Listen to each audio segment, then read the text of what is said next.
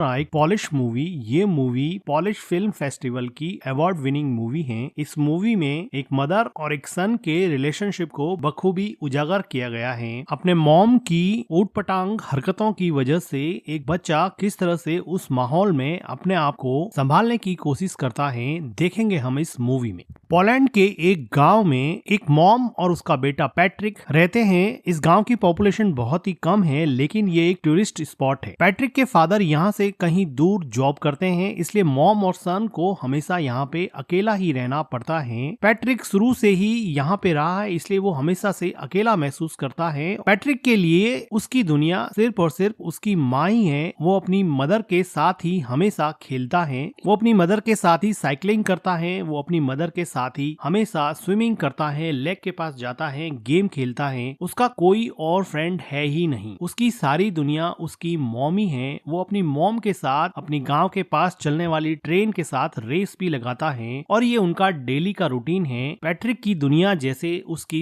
Mom ही है। Patrick की सारी दुनिया उसके मॉम के इर्द गिर्द ही घूमती है। पैट्रिक और उसकी मॉम का रिलेशन ठीक वैसा ही है जैसा हर किसी बच्चे का अपनी माँ के साथ होता है। वात्सल्य से भरा और प्यार से भरपूर इस रिलेशनशिप में किसी और की कोई जगह नहीं थी। लेकिन पैट्रिक की जिंदगी में खलबली तब मच गई जब इस गांव में आसपास के सभी लोग समर वेकेशन की वजह से अपने बच्चों को लेकर पिकनिक मनाने आने लगे और अपना समर वेकेशन व्यतीत करने के लिए यहाँ पे रुकने लगे। पैट्रिक तो किसी से भी क्लोज यहाँ पे हो ही नहीं पाया, क्योंकि वो शुरू से ही अकेला रहा था। उसको किसी से फ्रेंडशिप करने में भी बहुत प्रॉब्लम होती है। लेकिन वो देखता है कि उसकी माँ अब रात को रोज घर से बाहर जाने लगी हैं। पैट्रिक ने शुरुआत में इन सब चीजों से कोई रिएक्ट नहीं किया। पैट्रिक की मॉम को रोज शाम को एक कॉल आता और वो पैट्रिक को घर में अकेला छोड़ के ही चली जाती। पैट्रिक काफी देर तक इंतजार करता। कभी उसकी मॉम रात को घर लौटती नहीं थी और कभी देर रात को लौटती थी। वो थोड़ा सा टाइम पैट्रिक के साथ स्पेंड करती थी, लेकिन पैट्रिक को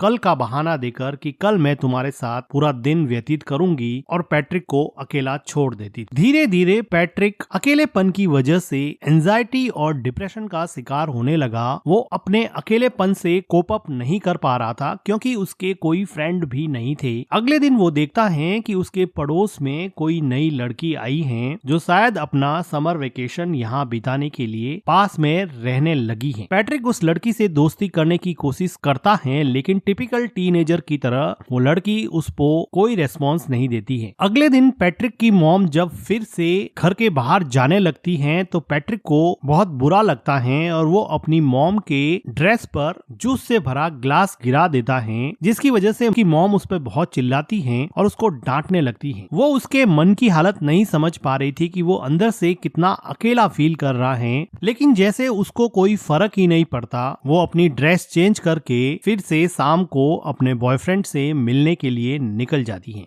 पैट्रिक अपनी मॉम का पीछा करता है। वो देखता है कि कहाँ जाती है। कुछ देर जाने पर उसको पता चलता है कि वो हमेशा अपने एक बॉयफ्रेंड से मिलती है। पैट्रिक को अपनी मॉम के पीछे जाते समय एक हिरण का बच्चा दिखता है जो अकेला सड़क पर घूम रहा था। ये डायरेक्टर का मेटाफर है कि किस तरह से हिरण के बच्चे को भी उसकी माँ ने अकेला छोड़ दिया है और वो इस सुनसान से जंगल में अकेला घूम रहा है, जैसे कि पैट्रिक भी अपनी माँ के बिना इस पूरे गांव में पूरे समर वेकेशन में अकेला पड़ गया है। पैट्रिक को हिरण के बच्चे को देख के जैसे कुछ सांत्वना मिली और वो अगले दिन नए दोस्त बनाने के लिए तैयार हो गया। वो पास में आई लड़की माइका से बात करने लगा और थोड़ी देर एक दूसरे से बात करने के बाद में वो दोनों एक दूसरे के दोस्त बन गए। माइका बताती है कि उसके पेरेंट्स का डिवोर्स हो चुका है। वो खुद भी बहुत अकेला महसूस करती है। अब माइका और पैट्रिक में काफी दोस्ती हो जाती है और अब पैट्रिक वो सारी एक्टिविटीज जो अपनी माँ के साथ किया करता था, साइकिलिंग करना, स्विमिंग करना और लेक के पास बैठ के टाइम स्पेंड करना, ये सारी चीजें अब वो माइका के साथ करने लगा। उसको माइका के साथ अब मजा आने लगा और अब वो अपने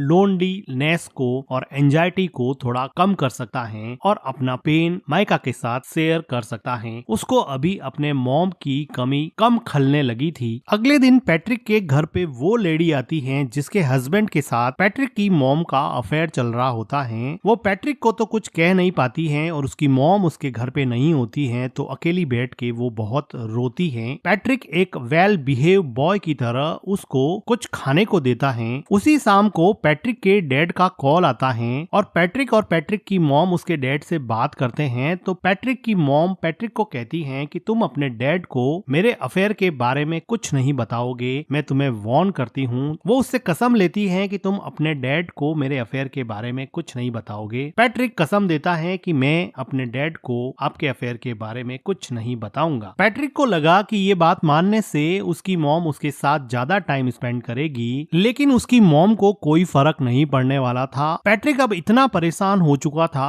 कि वो मेन डोर की कीज भी छुपाने लगा। वो अपनी मॉम को जाने से रोकने लगा, लेकिन उसकी मॉम उसको मार के उससे लड़ झगड़ के भी अपने बॉयफ्रेंड से मिलने जाती थी। पैट्रिक चाहे अकेला बैठ के कितना भी परेशान हो, उसको जैसे कोई फर्क ही नहीं पड़ता। पैट्रिक के लिए अब एकमात्र सहारा उसकी नई नई दोस्त माइका थी, जिसके साथ वो काफी टाइम स्पेंड किया करता था और यहाँ के पिकनिक स्पॉट लेक में स्विम करता और वहाँ पर गेम खेलता। लेकिन उसकी ये खुशी ज्यादा दिन चलने वाली नहीं थी, क्योंकि माइका को यहाँ पर एक उनकी उम्र से काफी बड़ा लड़का परेशान कर रहा था। ऐसा लग रहा था कि माइका इस लड़के से बहुत डरती है। पैट्रिक इतना छोटा था कि इस गैंग से माइका को बचाने के लिए वो कुछ भी नहीं कर पाया, लेकिन उसको मन ही मन बहुत हर्ट हुआ, क्योंकि वो लड़का माइका को वार्न कर रहा था कि तुम इस लड़के से नहीं मिलोगी, तुम सिर्फ मेरे से ही मिलोगी। उसी रात को पैट्रिक अपनी मॉम का जब पीछा कर रहा था तो वो देखता है कि माइका और वो बड़ा लड़का एक दूसरे के साथ काफी टाइम स्पेंड कर रहे हैं, जिसको देखकर पैट्रिक को लगा कि अब उसकी जिंदगी वापस से अकेलेपन का शिकार होने वाली है। वो काफी मायूस हो जाता है। वो घर पर भी काफी टाइम तक अपनी मॉम का वेट करता। जब देर रात उसकी मॉम घर पे आती तो पैट्रिक उससे अपना टाइम मांगता, लेकिन वो थक हार के सो जाती और पैट्रिक उसकी मॉम के आने के बाद में भी अकेलेपन का ही शिकार रहता। अगले दिन सुबह पैट्रिक को माइका मिलती है और वो माइका को पूछता है कि क्या उस लड़के ने तुम्हारे साथ कोई जबरदस्ती की थी। तो माइका जैसे डर गई हो और वो डर के मारे वहाँ से भाग के घर में चली जाती है। पैट्रिक उसको जाके पूछता है कि हुआ क्या, मुझे ये तो बताओ। वो बिना कुछ बोले ही रोने लग जाती है। पैट्रिक को ऐसा लगता है कि उसके साथ जबरदस्ती की गई है। वो दौड़ के जाता है और उन लड़कों के ग्रुप में उस लड़के पे अटैक करता है, लेकिन एक छोटा बच्चा उससे कैसे लड़ेगा और वो बड़ा लड़का पैट्रिक को ओवर पावर कर देता है और पैट्रिक यहाँ पे कुछ नहीं कर पाता। थोड़ी देर बाद में माइका वापस पैट्रिक के पास आती है और उसको समझाने की कोशिश करती है कि हम दोनों अच्छे दोस्त बन सकते हैं, तुम इतना हर्ट क्यों हो गए हो। लेकिन पैट्रिक को डीप डाउन कहीं पे हर्ट हो गया था। वो वापस से माइका से बात ही नहीं करना चाहता था, क्योंकि वो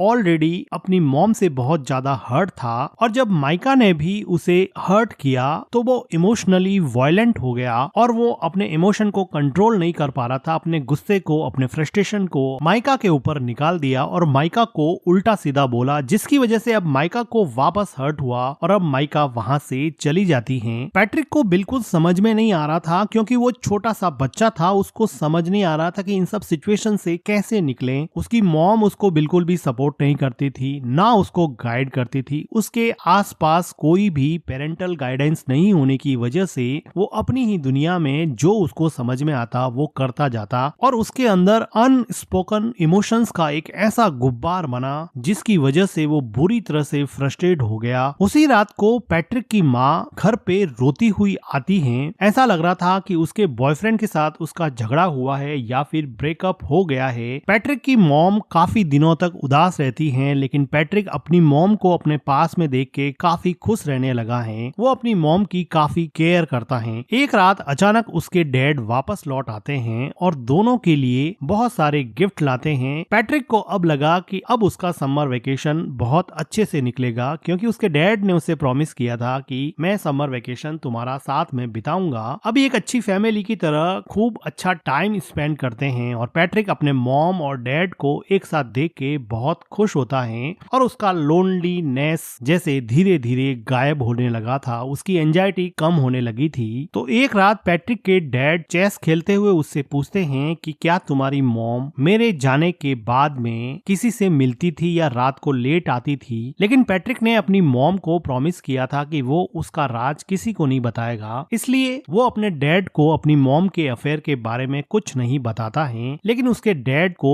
इस बात पे डाउट हो जाता है क्योंकि पैट्रिक की मॉम का बिहेवियर काफी चेंज हो गया था। उसी टाइम पे पैट्रिक के घर पे माइका आती है और वो उससे बात करने के लिए कहती है। माइका के कहने पर पैट्रिक उसके साथ साइकिलिंग पे जाता है और लेक में स्विम करने के बाद में माइका उसको बताती है कि अब मेरा समर वेकेशन खत्म होने को है, मैं यहाँ से चली जाऊंगी। माइका को पैट्रिक को हर्ट करने पर काफी दुख लग रहा था, लेकिन पैट्रिक अब इसमें कुछ ज्यादा कर नहीं सकता क्योंकि अगर समर वेकेशन खत्म होगा तो माइका को जाना ही पड़ेगा। वो अपने घर पहुंचता है और वो देखता है कि सीढ़ियों पर वही लेडी जो थोड़े दिन पहले उसके घर आई थी वो सीढ़ियों से नीचे उतर रही है।